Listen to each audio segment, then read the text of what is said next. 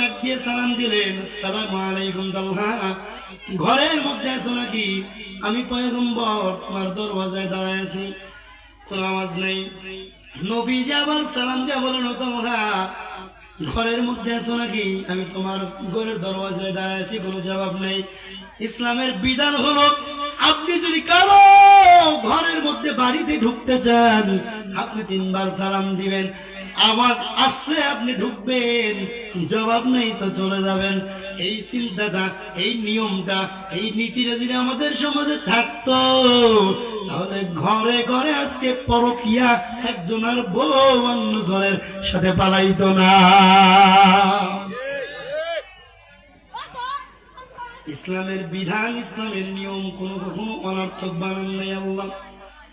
নবীজির সুন্নত যেখানে আছে ওখানে শান্তি আছে, নবীজির সুন্নত যেখানে নেই ওখানে শান্তি তো দূরের কথা, শান্তির শহর, ঠিক নেই। ইসলাম যেখানে আছে ওখানে শান্তি আছে, ইসলাম নাই শান্তিও নাই।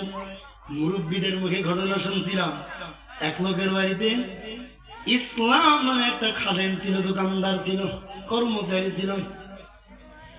হঠাৎ করে দেখে দোকানদারের মাইয়ের নাম শান্তি। কি জোরে বলেন? শান্তি। শান্তির লাগে কেমন যেন ইটিস পিটিস চলতেছে। দোকানদার বুঝতে পেরে ইসলামরে তো দিছে সেই ভিড়ে যে আমার মাইয়া আল্লাহ ইটিস পিটিস ধমক ধমকি দিয়া রাখছে। হঠাৎ একদিন তাকায় দেখে ইসলাম নাই, হঠাৎ একদিন তাকায় দেখে ঘরের মধ্যে তার মেয়ের শান্তি নাই। কই গেল 2 দিন 2 দিন 3 দিন খবর নাই। লোকজনে কয় কই গেল, কয় জানি না, একটু খোঁজ। একজনে কয় খুঁজলেন তো, আগে বলেন আপনার বাড়িতে যদি ইসলাম ছিল, ইসলাম কই? কয় ইসলাম মতো নাই। কয় যেখানে ইসলাম নাই ওখানে শান্তি থাকে কিভাবে? বুঝেন নাই? যেখানে ইসলাম নাই ওখানে শান্তি থাকে কিভাবে? শান্তি চাইলে ইসলাম অবশ্যই, জোরে বলেন না কেন? শান্তি চাইলে ইসলাম অবশ্যই লাগবে। নবীজি সালাম দিলেন হযরতে তালহার ঘরে গিয়া, কোন আওয়াজ নাই। নবীজি 3 বার সালাম দিয়া ঘুরে ফিরে চলে যাচ্ছেন বাড়ির দিকে, মসজিদে নববীর দিকে চলে যাচ্ছেন। পেছন দিক থেকে দরওয়াজা খুলে হযরতে তালহা রাদিয়াল্লাহু তাআলা আনহু দৌড়াইয়া যাচ্ছেন, পেছন দিক থেকে সালাম দেয় না। নবীজি বরাবর দৌড়াইয়া গিয়া বলে, ওয়া আলাইকুম আসসালাম। পয়গম্বর, বেয়াদবি মাফ করবেন আল্লাহর নবী, আপনি সালাম দিয়েছেন, আমি আপনার সালামের জবাব দেওয়ার মতো পরিবেশে ছিলাম না। এরে তালহা, আমি নবীর প্রতি তোমার কোন রাগ আছে নাকি বলো? তালহা রে, কয়েকদিন যাবত আমি ফলো করতেছি, আমি দেখলাম তুমি তালহা তো এমন ছিল না।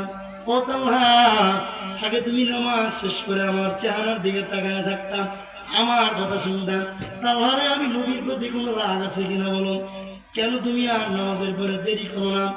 এরে নবীর উম্মতের দল, সাহাবায়ে কেরামদের ঈমানটা কেমন ছিল একটু ভালো করে বুঝবেন। নবীজি যখন তালহাকে জিজ্ঞেস করলেন, তালহা কেন তুমি নামাজের সালাম ফিরিয়ে দৌড় দাও, আমার সাথে কথা বললাম, আমার চেহারার দিকে কেন তাকায় দেখো না? কিরে তালহা, আমি নবী কি কোনো তোমার সাথে দোষ করেছি নাকি? আমি নবী কোনো আচরণ তুমি কষ্ট পেয়েছো নাকি বলো? আমার কোনো কথাই তুমি কষ্ট পেয়েছো নাকি বলো? নবীজির এইরকম কথা শুনে নবীজির সাহাবী তালহা চোখের পানি ছেড়ে কান্না করতেছেন।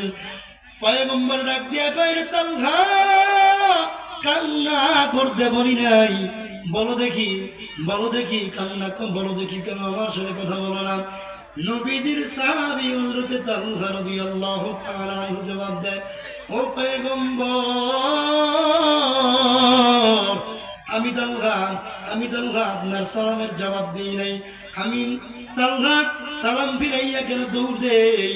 আপনি আমার গোপন বিষয় কেন কেমনে জানতে? আমি কেমনে বলবো পয়গম্বর? নবী বলেন, তালহা বলার মতো যদি হয় তাহলে বলো। নবীজির সাহাবী হযরত তালহা রাদিয়াল্লাহু তাআলা আনহু চোখের পানি ছেড়ে বলে, পয়গম্বর, সালামের জবাব দিতে পারি নাই, কেন জানেন রে নবী? ওই সময় আমি উলঙ্গ হইয়া আবার ঘরের মধ্যে গর্তের মধ্যে ছিলাম। কেন রে তালহা উলঙ্গ কেন গর্তের মধ্যে? নবীজির সাহাবী তালহা ডাক দিয়া কয়, রে নবী, আমার গায়ে যে কাপড়খানা দেখলেন, আমার বাড়িতে আমি পরলেন যে কাপড়টা আছে রে নবী, এই কাপড় ব্যতীত ভিন্ন কোন কাপড় আমি তোমার ঘরে না। আপনি যখন আমাকে সালাম দিলেন নবী, আমি তো উলঙ্গ হইয়া গর্তের মধ্যে ছিলাম। নবী গো, কেন জানেননি রে নবী, আমি সালাম ফিরাইয়া কেন দৌড় দিতাম? নামাজ শেষ করে আমি আপনার সাথে কথা বলতাম না? কেন আমি মসজিদ থেকে আগে চলে আসতাম? ও নবী, কেন জানেন গো, আমি যখন সালাম ফিরাইয়া দৌড় দিতাম, আমি দ্রুত ঘরে আসতাম। আমি গর্তের মধ্যে গিয়া কাপড়টা খুলিয়া আমার স্ত্রীর গায়ের মধ্যে দিতাম। আমার স্ত্রীর গায়েটা পড়তো, পড়ার পরে ঘরের মধ্যে আমার বিবি নামাজ আদায় করতে রে নবী। এত কষ্ট করে নামাজ আদায় করি, আর বড় আপনার মহব্বতে, আল্লাহর মহব্বতে এক ওয়াক্ত নামাজ আমরা সারা তো দূরের কথা ওয়াক্ত মতো আদায় করি। একটু সেকেন্ডের জন্য, একটা মুহূর্তের জন্য এক ওয়াক্ত নামাজ আমরা কাজা করি না। এটা সাহাবায়ে কেরামদের, তারা যে জান্নাতের সনদ পাইছে নেই। একটু চিন্তা করেন, আজকে এত আয়োজন, শীতের মধ্যে ঠান্ডা থেকে বাঁচার জন্য কত দামি দামি শীতের পোশাক। ঠান্ডা পানি দিয়ে উজু করতে সমস্যা হবে বিধায় গিজার লাগাইছে, গিজার। গরম পানি দিয়ে বান্দা গোসল করে। এরপরেও বান্দা ফজরের নামাজে বান্দা মসজিদে হাজির হয় না, ঠিক কিনা জোরে বলেন? এরকম যারা করে আল্লাহর খোঁজ আসমানি ভাবে তাদের উপরে অধিকাংশ সময় আসে। ডাক্তারের কাছে যায়, কি ও দেখেন অস্থির, ভালো লাগে না, কি হইল? ডাক্তার পরীক্ষা করে দেখে ডায়াবেটিক্স। ডাক্তার কাছে যদি বাঁচতে চাস, গরুর গোস্ত খাইতে পারবি না, মিষ্টি খাইতে পারবি না, মানে ভালো ভালো সবজি তোর জন্য হারাম, ঠিক নেই? এরপরে বলে যদি বাঁচতে চাস, শান্তিতে ঘুমাইতে পারবি না, নরম বিছানায়, ঠান্ডা একেবারে শক্ত বিছানায় ঘুমাইতে হইব। এতটুকুই বিশ্বাস করে না, না আরো হইল ফজরের 1 ঘন্টা আগে রাস্তা মাপবি, না হয় মরবি। কথা বলেন, কথা বলেন। অথচ কপাল পুরো ডাক্তারের কথা অনুযায়ী, ডাক্তারের কথা মানার জন্য, জীবন বাঁচানোর তাগিদে ফজরের 1 ঘন্টা আগে রাস্তায় দৌড়ায়। কিন্তু কপাল পুরো আল্লাহর ডাকে সাড়া দেওয়ার জন্য, আখিরাতে নিজেকে বাঁচানোর জন্য মসজিদে বান্দা আসে না। দুনিয়াটা সুন্দর করার জন্য 2টা-3টার সময় বান্দা উঠলা, আখিরাতটা সুন্দর করতেছে নাকি একটু চিন্তা করিও। এর নবীর উম্মতের দল, নবীজি হযরতে তালহার এই কথা শুনে কান্না করে করে পয়গম্বর হযরতে তালহাকে জড়ায় জড়ায় কান্না করতেছেন। নবীজি হযরতে উসমান রাদিয়াল্লাহু তাআলা আনহুর দিকে চোখের পানি ছেড়ে বলে, উসমান, আমার তালহার একটু কাপড়ের ব্যবস্থা করবানি। উসমান ডাক দিয়ে কয়, রে নবী, আপনি নবীও যদি নাও বলতেন, আমি উসমান জান্নাতে যাওয়ার আশায়, আমি উসমান তালহার কাপড়ের ব্যবস্থা, আমি নবী, আপনি নবী নাও বললে আমি তালহার কাপড়ের ব্যবস্থা করে দিতাম। আজকে এরকম ভ্রাতৃত্ব বন্ধন যদি আমাদের ভেতরে থাকতো, সমাজের মধ্যে অভাব থাকতে, জোরে বলেন, এক ভাই ধনী, অন্য ভাই গরিব, এক ভাইয়ের ঘরে গরুর গোশত, পোলাও, মুরগি রান্না হয়, অন্য ভাই গরিব, বাচ্চা আছে এদেরকেও দেন, এরকম নিমক খারাপ আছে না নাই? জোরে বলেন। আপনি পার্শ্বের বাড়িতে রান্না করলেন, নিজের বাড়িতে পোলাও, পোলাও মুরগি, গরুর মাংস রান্না করলেন, বিরিয়ানি, ফিরনি, পার্শ্বে গরিবের সন্তান জানলো যে আপনার বাড়িতে ভালো মন্দ রান্না হচ্ছে। অনেক কপাল পোড়া আছে, পার্শ্ববর্তী বাড়িতে একটু খবর নেয় না যে খাইলো কিনা। কথা কয় না?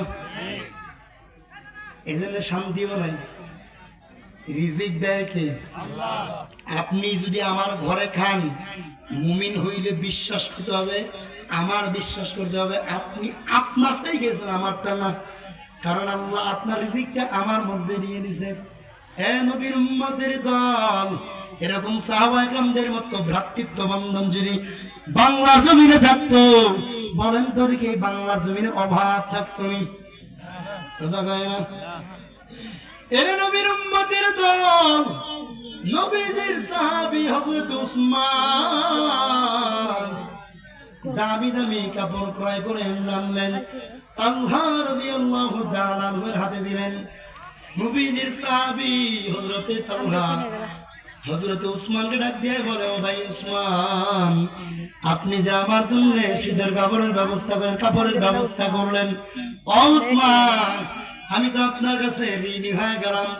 উসমান রে, বলেন দেখি কাপড়ের কিভাবে আপনার ঋণ শোধ করতে হবে? নবীজির সাহাবী উসমান ডাক দিয়া কয়, রে তালহা, আমি তোমার থেকে দুনিয়ায় তোমার কোনো ঋণ নেই, তুমি আমার থেকে কোনো ঋণ নাই। এ উসমান, আমি তোমার কাছে কাপড়টা দিলাম কেন জানো? আমি উসমান তোমাকে এই কাপড়টা দিলাম কেন জানো রে? আমি মদিনার নবীর মুখে শুনেছি, হাসরের মাঠে গরিবদের থেকে, ধনী ব্যক্তিদের থেকে গরিবরা আল্লাহর জান্নাতে 500 বছর আগে যাবে। সুবহানাল্লাহ। ও উসমান, ও তালহা, আমি যে তোমাকে এই কাপড়টা দিলাম, উসমান হযরত ওরে তালহা, আমি তোমাকে কাপড়টা দিলাম কেন জানো? কারণ আমি আল্লাহর সম্পদ, আমাকে আল্লাহ দিয়েছেন, নবী আমাকে গনি বলে বলে ডাকছেন। আমি তালহাকে কাপড় দিলাম কেন জানো? তুমি তালহাকে কাপড় দিলাম কেন জানো? এ তালহা, হাসরের মাঠে আল্লাহ যখন বলবে, রে তালহা, উসমানের থেকে তুমি গরিবদের সাথে 500 বছর আগে জান্নাতে চলে যাও। এ তালহা, যখন তুমি আল্লাহর জান্নাতে যাও, ও তালহা, তখন তুমি 500 বছর আগে যখন জান্নাতে যাও, আমি উসমানের টান দিয়ে তুমি 500 বছর আগে আল্লাহর জান্নাতে নিয়ে যাইও।